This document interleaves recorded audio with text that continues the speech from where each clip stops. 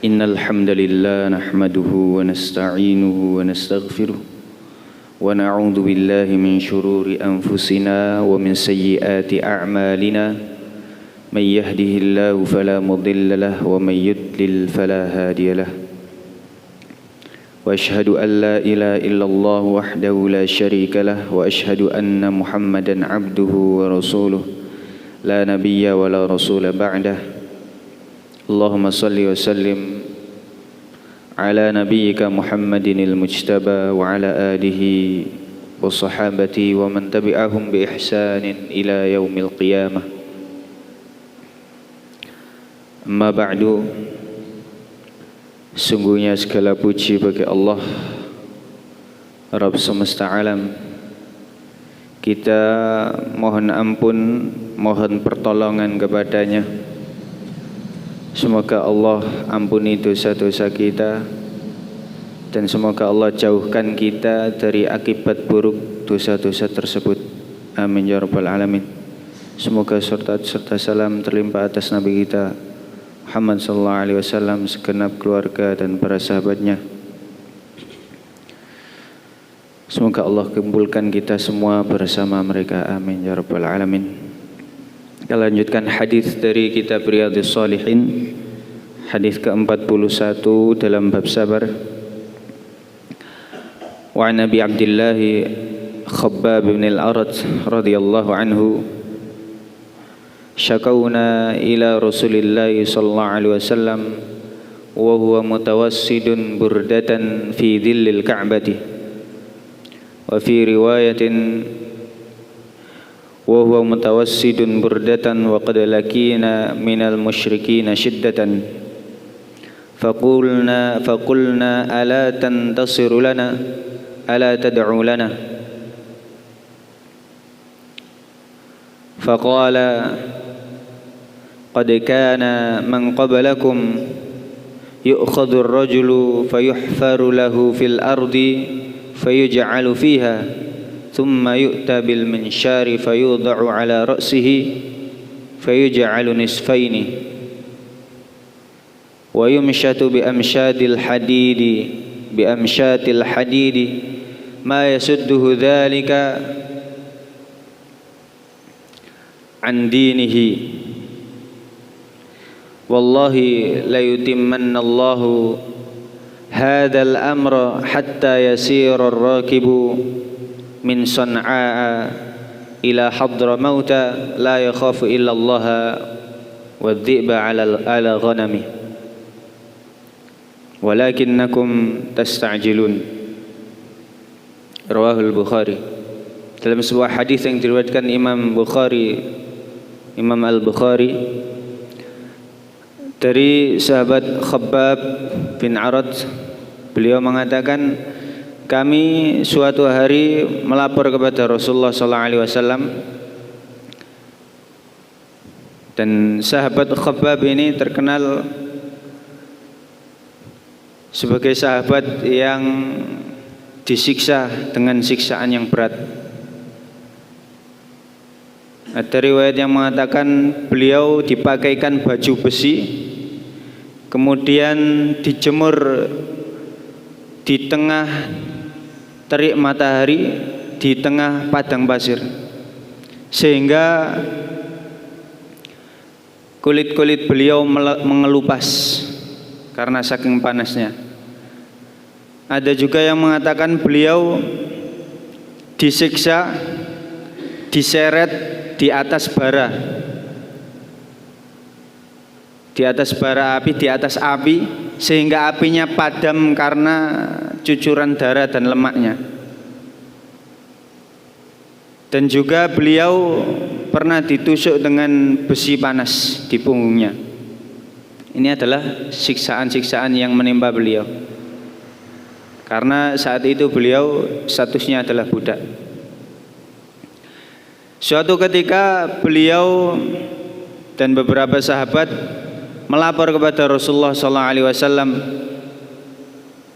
Saat itu Nabi Muhammad SAW sedang berada di samping Ka'bah, mutawassidun burdatan. Beliau sedang meletakkan kepala beliau yang mulia di atas burdah, di atas kain yang bergaris. Kain seperti selimut yang bergaris itu dinamakan burdah. Beliau membuat burdanya sebagai bantal dan para sahabat melapor, mengatakan, ala tantasiru lana ala tad'u lana, wahai Rasulullah, tidakkah engkau memohon pertolongan kepada Allah untuk kami, untuk kita? Tidakkah engkau berdoa kepada Allah agar kita semua ditolong? Maka beliau sallallahu alaihi wasallam menyabarkan mereka, mensabar-sabarkan mereka. Beliau mengatakan, telah ada umat sebelum kalian, mereka diculik. Seorang laki-laki yang diculik, kemudian dibuatkan lubang di atas tanah, lalu dia ditimbun di atasnya, kemudian didatangkan gergaji. Orang laki-laki itu diculik, ditimbun, kemudian tinggal kepalanya digergaji menjadi dua. Ada juga yang dibawakan penggaruk besi atau sisir besi, kemudian dia disisir sehingga dagingnya mengelupas dari tulang-tulangnya. Ma yasudduhu dzalika an dini. Itu semua tidak membuat mereka mundur dari keimanan, dari agama Islam. Siksaan-siksaan yang berat itu tidak membuat mereka kembali kafir. Inilah cara beliau sallallahu alaihi wasallam menguatkan para sahabatnya agar bersabar. Kemudian beliau bersumpah, wallahi la yutimmannallahu hadzal amra. Demi Allah, sungguhnya Allah pasti akan menyempurnakan urusan ini. Pasti akan menolong hamba-hambanya yang beriman. Hatta yasirur raqibu min San'a ila Hadramaut la yakhafu illallah. Sampai nanti keadaan sudah aman, seorang akan melakukan perjalanan dari San'a, dari kota San'a yang ada di Yaman sampai kota Hadramaut, yang jaraknya kurang lebih 800 km. Dia tidak takut kecuali Allah dan serigala yang akan memangsa dombanya. Ini gambaran dari beliau bahwa akan datang masa di mana seorang akan merasa aman walaupun dia melakukan perjalanan yang begitu jauh. Karena saat itu keadaan masih belum aman. Banyak sekali orang-orang yang mendolimi, orang-orang yang merampok, orang-orang yang menyamun dan lain sebagainya. Terutama bagi orang-orang yang beriman, mereka selalu diintai, selalu diburu, lalu disiksa. Dan itu memang benar terjadi pada masa-masa berikutnya. Umat Islam menjadi kuat, kemudian keadaan menjadi lebih aman. Dan itulah sabda beliau, nubuat beliau yang mengabarkan tentang masa depan. Walakinnakum tasta'jilun, akan tetapi kalian terburu-buru. Di sini Rasulullah SAW menasihatkan kepada para sahabat agar tetap sabar dengan apa yang mereka dapatkan dari orang-orang musyrikin, dari orang-orang kafir, berupa siksaan, berupa gangguan dan lain sebagainya. Syekh Muhammad bin Shalih Al-Utsaimin rahimahullah mengatakan dalam syarahnya, fal wajibu 'alal insani an yuqabila ma yahsulu min adiyatil kuffar bisabri wal ihtisab wa intidharil faraj. Maka hendaknya seorang wajib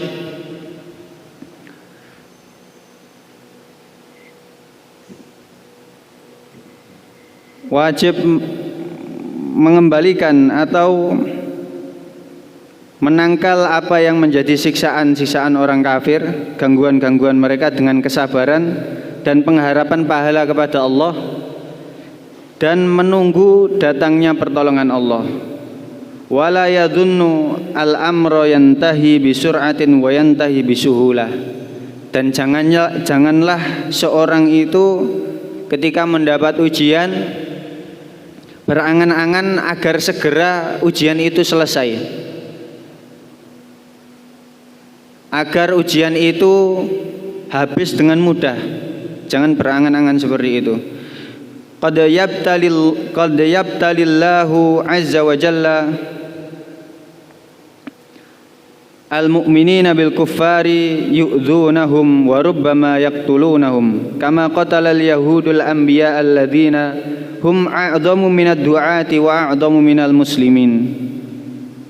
Bahkan mungkin juga Allah menguji seorang itu dengan ujian-ujian yang berat, bahkan dengan pembunuhan, sebagaimana para nabi telah dibunuh oleh orang-orang Yahudi. Padahal para nabi itu adalah orang-orang pilihan, lebih istimewa daripada para dai, para ustadz, para syekh, lebih istimewa daripada manusia biasa. Akan tetapi mereka mendapat ujian-ujian berat hingga pembunuhan.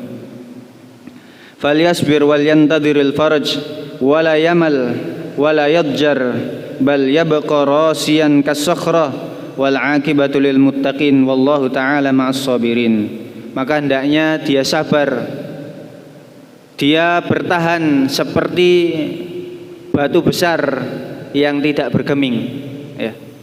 Hendaknya dia bersabar seperti itu.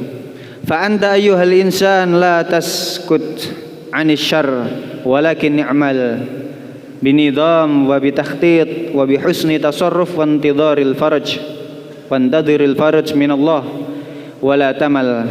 Jangan bosan, harus sabar dan usahakan sesuatu, tetap berusaha dan sabar. Wala siyama idza kunta fi awwalil fitnah fa innal qa'imina biha sawfa yuhawiluna mastata'u an yasilu ila qimmati ma yuridun. Terutama apabila saat kita berada di awal-awal ujian, berada di awal-awal cobaan yang menimpa kita, hendaknya kita tabah dan jangan bosan. Kemudian kita mengusahakan sesuatu, mengusahakan ikhtiar-ikhtiar berupa amal dan doa kepada Allah Subhanahu wa taala. Karena orang-orang yang tidak menyukai kita, tidak menyukai orang-orang Islam, tidak menyukai orang-orang yang melakukan ibadah, akan melanjutkan rencana-rencana mereka. Bahkan mereka akan melipat gandakan apa yang telah mereka lakukan berupa gangguan-gangguan itu, sehingga mereka ingin kita lemah, mereka ingin kita mundur. Faqta alaihimus sabil, maka potonglah jalan mereka, potonglah harapan mereka. Jangan biarkan mereka itu puas apabila kita mundur, apabila kita mengeluh. Wa kun atwal minhum nafsan wa ashadda minhum makran. Dan hendaklah kita menjadi orang yang lebih tabah daripada mereka yang mengganggu kita. Apabila mereka yang mengganggu kita lebih tabah, maka mereka akan merasa senang. Apabila kita menjadi yang lebih tabah, lebih kuat, bertahan seperti batu besar yang tidak goyah, maka akhirnya mereka pun akan putus asa. Dan hendaklah kita menjadi kuat dalam makar, ya. Mereka merencanakan makar-makar, merencanakan niat-niat jahat mereka, maka hendaknya kita lebih kuat. Kita yakin bahwa Allah itu makarnya lebih hebat. fa inna haula'il a'da yamkurun wa yamkurullah wallahu khairul makirin wallahul muwaffiq. Karena mereka merencanakan rencana-rencana jahat, sedangkan Allah juga merencanakan kemenangan yang terbaik, sebagaimana yang telah terjadi pada Fir'aun. Fir'aun membunuh bayi laki-laki Bani Israel dengan kekhawatiran akan muncul dari bayi-bayi itu orang yang menghancurkan kerajaannya atau kekuasaannya. Ternyata makar Allah lebih hebat. Bayi itu adalah Nabi Musa alaihissalam, dan yang merawat Nabi Musa adalah Fir'aun di kerajaannya sendiri. Ini adalah bukti bahwa makar Allah itu lebih hebat dan manusia itu lemah. Hendaknya kita bersabar atas gangguan-gangguan dari orang-orang yang tidak menyukai Islam, dan kita mengharap pahala dari Allah Subhanahu wa taala dan selalu berdoa agar Allah berikan kemenangan. Semoga bermanfaat. Subhanakallahumma bihamdika asyhadu an la ilaha illa anta astaghfiruka wa atubu ilaik. Wassalamualaikum warahmatullahi wabarakatuh.